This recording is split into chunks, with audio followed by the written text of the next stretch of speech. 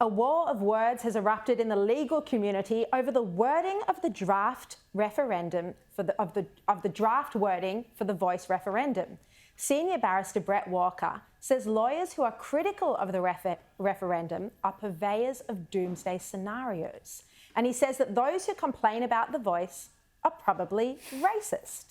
Now, let's bring in my great panel for this evening. Sky News contributor Joe Hildebrand here with me in Sydney. Sharri. Good to How are see you, you, Joe. And also the Director of Headline Advisory and former press sec to Scott Morrison, Andrew Carswell in Canberra. Great to see you, Andrew. Now, Andrew, let's start with you on this topic. Sydney barrister Louise Clegg, and she's the wife of the Shadow Treasurer Angus Taylor, she's hit back at Brett Walker. She says the claims are grotesque and offensive. She says you can criticise the wording of the referendum without being racist. And she's even written to the Bar Council. She's demanding a public reprimand. Now, she's going to be on with my colleague Peter Credlin after 6. But, Kazi, do you think that Brett Walker does need to apologise here? Absolutely, he needs to apologise and make it a grovelling one at that. I mean, this is law. The law is a bastion of free speech and opinion. I mean, every day that Brett Walker walks into his office, he sits at a table and there's another person at that table with an opposing view. So it's surprising that it's denigrated to this level. And frankly, what has happened here where we've taken such an important issue and taken it down to a schoolyard level here, a schoolyard insult? How have we allowed such an important debate where if you disagree with me, suddenly you're a racist? I think it's quite appalling. And frankly, this is the tone that is set from the Albanese government themselves. If you do not vote for the Voice, you're a racist. If you do not support our Indigenous policy, you're suddenly a racist. It's a frightening way to conduct what is a very sensitive and important debate in this country. Well, yeah, here's the thing, Joe, because the Albanese government has decided that it wants Australia to have this debate. That's why there's a referendum, months away, months for this debate. But then you do have these figures like Brett Walker coming out and saying, well, if you don't agree with the Voice, you're a racist. So they either want the debate or they don't want the debate. Yeah, I think that's kind of right. Look, I don't think the Albanese government hasn't been arguing like this and saying anyone who doesn't support it is a racist. But unfortunately, there have been very senior voices, very high-profile voices on the yes side of the debate that have used that very simplistic personal argument. And strangely enough, people who are supposedly fine legal minds resorting to this kind of name-calling. It is not just, I think, lazy and inappropriate, and I say this as someone who is enormously supportive of a Voice, and I think it's actually a proposal that, if sold correctly, if argued correctly, sells itself. But unfortunately, people instead of people saying, "Look, this is the Voice. How great is the Voice? This is all the great things it'll do." It just says, "This is the Voice, and if you don't like it, you're a racist." Now, and it's attacking people who disagree with it. That's right. And there are a couple of very high-profile figures I could name, but won't. Obviously, you've seen one of them. Not only is, I think, it pretty juvenile, but as someone who wants a yes result and is increasingly worried about it, it is incredibly damaging to the Yes campaign. And that is not just my view, that is the view of everyone in the sort of middle of politics who I've spoken with, including just a couple of Labor figures just a couple of days ago.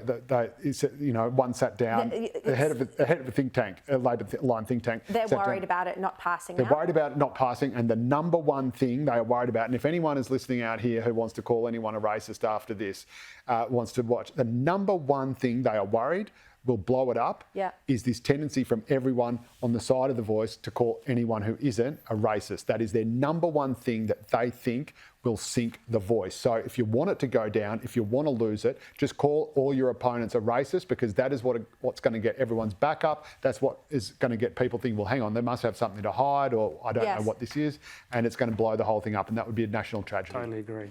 Okay, let's turn to another topic. As you know, we're getting very close, a week and a half until the New South Wales state election. Dominic Perrottet, the current New South Wales Premier, had his campaign launch on the weekend. He very much leaned into his family man image. There were 36 children sitting behind him on the stage, only seven of them his. No, I'm joking, I don't think his children were sitting behind him. But Andrew, the big announcement was a future fund for every New South Wales child. Look, this has even been controversial, even among people who are coalition supporters, because it's not means tested. It's every newborn will receive $400 in a fund, and then the state government matching parents' contributions of up to $400 until the child turns 18. Andrew, what's your view on this? I mean, clearly this is one of those, sugar hit announcements, shows how worried they are about winning the election. But is it a good idea? Should it be means tested? And do you think it will win over families who are undecided? I'm quite supportive of the policy itself. I mean, heading into the last week of election campaign, you really do have to light it up, so to speak, and get some momentum getting into that last week. And that's not to say that they're doing this out of desperation. I think it's a great policy, and I think it will be well received by the public. I mean, I wish I had received this when I was young, and my kids as well. So I think it will resonate with the public. I don't think it's a sign of desperation. What you are trying to build in that last week is momentum. If people are talking about this policy all the way through this week and into the debates and into Saturday, then that is a good thing for the government.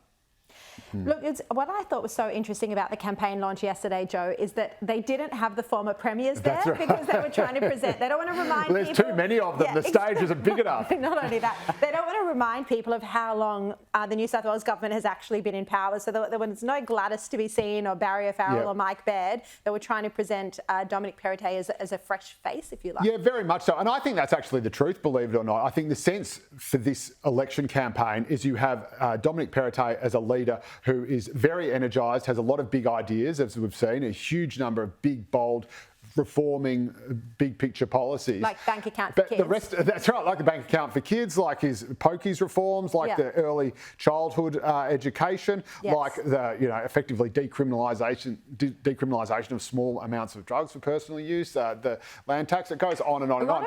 And he's doing all this stuff. Such a conservative figure. That's right, and because he's a big picture, original thinking kind of guy. And the reason he was the only one on that stage is because he's the only one in his government that is actually out there doing it. It is literally a one-man show. And the problem is he's doing this incredible song and dance routine, but the scaffolding underneath the stage, not to labour the point too much, but is just falling apart. So you've got strangely enough, I was writing my column about this earlier today, but you've got a party structure that is completely falling apart. In some parts is farcical. You've got the legacy of his former Deputy Premier, John Ballara, that keeps coming back to haunt him. We've now got this outrageous bushfire fund scandal that is the latest thing to blow up. And Perrottet is there just throwing everything he possibly can at the election. And it's literally him. He is like Sylvester Stallone, alone on the hill with a machine gun, taking on the entire army. I agree with you, but it is very similar as well to the Labor leader Chris Minns, who doesn't have a strong team around him either, I would argue. And Kazi, it's not dissimilar to Scott Morrison when he won the 2019 election. You guys hid all of the other ministers because they were either poor performing or weak. Now, before you disagree with me on I want to turn. Well, to Joe's point, firstly, though, the polls are tightening. So all the kerfuffle that Joe's talking about has done nothing to dent the coalition's chances here. Yeah. Yeah, and that's to Perrottet, I think, not the party. But yes, sorry, go on.